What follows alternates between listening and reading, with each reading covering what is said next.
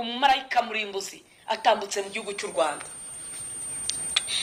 Nuko ngiye kubona nabonye hapfa umubare w'abantu benshi, natakiye Uwiteka agira ibintu akuraho. Arambwira ngo uyu murwa ntiyawubabarira, agambiriye kuwugirira nabi. Bere data, nshuti z'ubusaraba, Imana yera yo mu ijuru yarababuriye mwanga kumva, ariko akaga karabaziye. Ayumva ngo bizi igihugu cyacu cy'u Rwanda. Nabonye biterura abantu bikabacoshomera. Ndabwirwa ngo ubyumva abyitondere. Imana iraje, Imana iraje we. Intambara mu Rwanda iratangiye, yahageze. Ni intambara y'ibyaha riziki Imana yamweretse, ni intambara y'amasasu. Iyi ntambara uyu muhanuzi ari guhanura ni intambara y'ibyaha, ni intambara y'amasasu, ni intambara y'igihugu cy'u Rwanda, u Rwanda rurwana na Kongo, ni intambara igihugu cy'u Rwanda kirwana n'u Burundi. Iyi ntambara s'il ni intambara yo kubwira abantu kwihana ibyaha. Ese abantu bakiyiriza ubusa, ibi bintu bikagaruka. Ese ibi bintu tibigishoboka kwiyiriza ubusa? Imana yamaze kudukuraho amaboko, twiyakire nk'abenda gupfa n'abenda gupfusha. Ese mu Rwanda abantu bose bazapfa? Ese mu Rwanda nta muntu n'umwe uzasigara? Ese Imana izarimbura u Rwanda? U Rwanda nicyo gihugu gikora ibyaha kuruta ibindi bihugu byose. U Rwanda nirwo nimero ya mbere mu mujinya n'uburakare by'Uwiteka Imana igomba kurimbura. Ye rero mu bibazo ndi bwibaze nibaza, mudusubize muri comment. Niba u Rwanda ari cyo gihugu kibi gikora ibyaha byinshi gikwiye guhanwa, niba ariho haba abanyabyaha ba mbere, u Rwanda sigo rwatangije abatinganyi, u Rwanda sigo rwatangije gukuramo inda, u Rwanda si cyo gihugu cyabayeho bwa mbere. Ese u Rwanda niho imperuka iri butangirire? U Rwanda ngira ngo rero ntabwo ngo ubuhanuzi bwemerwa busohoye, ntabwo nzi neza 100% kuba ubuhanuzi, kuko u Rwanda rurasenga, Abanyarwanda turasenga. Ntabwo hasenga riziki gusa, ntabwo hasenga kavuza nduru gusa, nta nubwo hasenga aba bose bahanura ibyago cyangwa se amahano cyangwa se simpamya, nabo barasenga. Umuntu wese arasenga, ariko ngewe icyo ntemeranya nacyo ku muntu wese uhanura, twibukiranye ko uko kuboko kwica kumanukiye mu gihugu. Ntabwo nzi ko wowe uzajya kuba mu kwezi noneho ukuboko kwica kwarangira ukagaruka mu isi. Icya kabiri, ntabwo nzi ko u Rwanda baruguhaye ngo murubemo muri miliyoni imwe, mpamya ko nta nyungu n'imwe waba ubifitemo. Ibindi nibaza nanone, ese amasengesho yose u Rwanda rusenga ni ipfabusa? Ni ipfabusa. Tubyemere koko hari n'ibibazo bishobora no kuba ari n'ukuri, wasanga ari n'ukuri. Ese ntabwo umuhanuzi ashobora guhanura ikintu habeho guca bugufi no kwiyiriza ubusa no gusenga, ibyo bintu ngo biveho? Ndi umwe rero wavuga ko ibyo bintu bishoboka ko byavaho.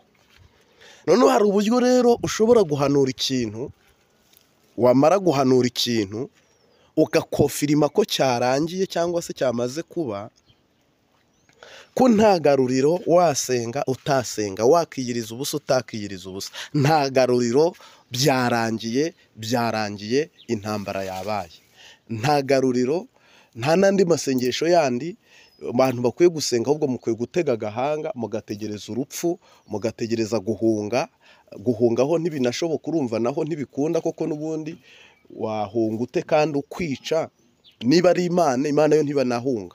niba ari imana, imana yo nta nubwo wavuga ngo urihisha, kuko imana se wakihisha hese. Murebe isi yigeze irimbura yo kwa Nowa, ntawigeze arokoka, nta n'uwahunze uretse Nowa nyine. Wasanga rero no mu Rwanda hari ubwato bwa Nowa, hakaba hari ubwato abantu bagiye gukiriramo. Nimutubwire inkujya hiri twese tuyegere, kuko harimo abayibaje kabisa, marayika atarakinga. Ariko rero njye mpamya ko ikibi cyabahijwe ugaseka, wamuvugabutumwa we, kibi cyabahijwe ugaseka, kibi cyabahijwe wanamugana nyine, ukumva nibisanzwe, ariko biragatsindwa ko ikibi kiba iwawe. Ngira ngo abantu mukuze mwese mwagiye mubona imirambo, imibiri mu gihe cya jenoside. Ngira ngo biriya bintu wabibonye akumva arishimye, ni umusazi. Ntabwo yaba ari muzima, ni umusazi. Noneho rero umuntu waba akeneye ko amaso yongera kubona biriya bintu, akaba akwiriye kongera kubona biriya bintu. Ishoka yica umuntu, ubuhiri bwica umuntu, inkota yica umuntu, batwika umuntu mu muhanda, bahonda umuntu nk'abahonda isombe mu isekuru. Umuntu wumva amaso ye akwiriye kongera kubona biriya bintu. Ushobora kuba ufite ikibazo mu mutwe gikomeye cyane. Umuntu uhanura intambara, akavuga ngo intambara ibaye mu gihugu, nimutega agahanga, intambara ibaye mu gihugu, ubwicanyi buragarutse mu gihugu. Ngira ngo ubu utatekereje neza, nubwo twese umwuka w'Imana turimo, ariko akora mu buryo butandukanye. Ngira ngo habayeho marayika umbwira ngo nimpanure ko intambara ibaye, namubaza icyakorwa iyo ntambara kugira ngo itaba. Nicyo gisubizo kizima, ni nako kuri kubaho. Ntakorwa iki ngo iyi ntambara ihagarare, kuko intambara yarabaye, jenoside iraba, abantu mubirebesha amaso, nta gihe kinini giciyemo mubibonye. Niba rero haba habayeho ko marayika waje kwica mu Rwanda, cyangwa se satani waje kwica mu Rwanda, ntabwo nzi niba ari iby'Imana cyangwa ari ibya satani, ariko habaye ipfu ndengakamere, miliyoni irenze imwe y'abantu, n'abantu benshi cyane, kandi u Rwanda rwari rutuwe n'abantu bake. Gukuramo miliyoni rero, kandi ubu nubwo baba benshi, nta benshi bo gupfa Imana igira. Mu by'ukuri rero urumva ni agahinda. Nk'uko ubibonye rero kuri aka kavidewo tubanje imbere, ngira ngo ni inkuru itari nziza ku gihugu, ni inkuru itari nziza ku muntu usenga ndetse n'udasenga, ni inkuru itari nziza ku muntu wese ubashije kuba yaba afite ubwenge bwo gutekereza, akumva akareba. Mbese umuntu wese ufite amatwi yumva, hama ubwenge bukamubwira ibimaze kuvugwa. Nyuma y'uko Riziki Shatara hanuye ubu buhanuzi, ngira ngo ni inkuru igera mu matwi y'umuntu. Ibintu ni bibiri, ukavuga utese ni ukubaho ni ugupfa. Ngira ngo rero Riziki Shatari yahanuye ubuhanuzi bukomeye, bukakaye, kandi ubuhanuzi rwose buri ku rundi rwego, cyangwa se buri ku kindi gipimo. Ariko nagira ngo tubigarukeho, tuvuge ngo ese ibi bintu mu ntara y'Amajyepfo, mu ntara y'Uburasirazuba, mu ntara y'Uburengerazuba, mu ntara y'Uburasirazuba, twebwe umuntu arabyumva akavuga ngo none se reka rero ngewe mbwire umuntu wese ngo uri umukristo wo gusenga, uri umukristo wo gusaba Imana ko ibi bintu byavaho, uri umukristo wo kurinda igihugu cyawe, ntabwo uri umukristo wo gusenya igihugu cyawe. Uri umukristo wo kubaka igihugu cyawe, ntabwo uri umukristo wo gusenya igihugu cyawe. Uri umukristo wo gusabira amahoro igihugu cyawe, ntabwo uri umukristo wo kurimbuza igihugu cyawe inkota n'umuriro. Uri umukristo wo kuvumura igihugu cyawe, ntabwo uri umukristo wo kuvuma igihugu cyawe. Uri umukristo wo guhesha umugisha abayobozi bawe, ntabwo uri umukristo wo kuvuma abayobozi bawe. Uri umukristo wo kurwana intambara ngo abantu bazabone ubugingo, ntabwo uri umukristo wo kurwana intambara ngo abantu barimbuke, kuko intambara harimbuka benshi, kuko intambara ibisasu ntibitoranya, abicanyi ntibatoranya, ahubwo bose bakubitira mu ivi mbaya ka wa musobanuzi wa filime. Ni ukuvuga rero mpamenya ko nta kintu na gitoya twaba dufite nta kintu kindi twaba dufite uretse Uwiteka Imana isumba ishobora byose. Rero twabwira n'abantu ngo nanone mugire umutima ukomeye, atari umutima wo guhahamuka, kandi Imana nayo ibibone. Ntabwo u Rwanda ni nk'intara mu bindi bihugu, ubundi iraduha intambara tuyigire gute? Niba hariho iyo ubuyobozi idashaka, niyo yimika abami ikimura abandi, abo bayobozi yabakuyeho nibibona ari bo kibazo.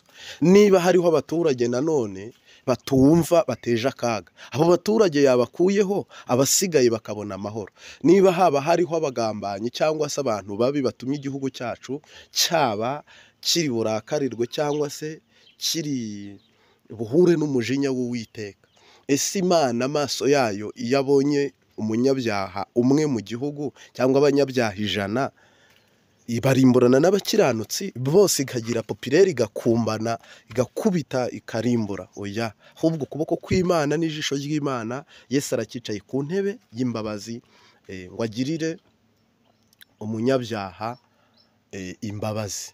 Ntabwo numva rero ko ari igihe cyo gupfa, mu gihe u Rwanda twe tuvuga ko ari igihe ruvutse, kandi ntabwo harimo abavugabutumwa babyibeshyaho n'abahanuzi n'abapasitoro. Ntabwo igihugu kizigera kibura ababi, ntibibaho.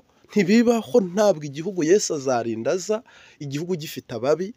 Mu rusengero urukungu ruri kumwe n'amasaka, n'ahandi hantu hatandukanye urusengero ruri kumwe, urusengero rurimo ibyo bita ngo urukungu rukurane n'amasaka. Si mu rusengero gusa, ahantu aho ariho hose uhasanga umubu, ukahasanga umwiza. Ari nayo mpamvu gereza zibaho.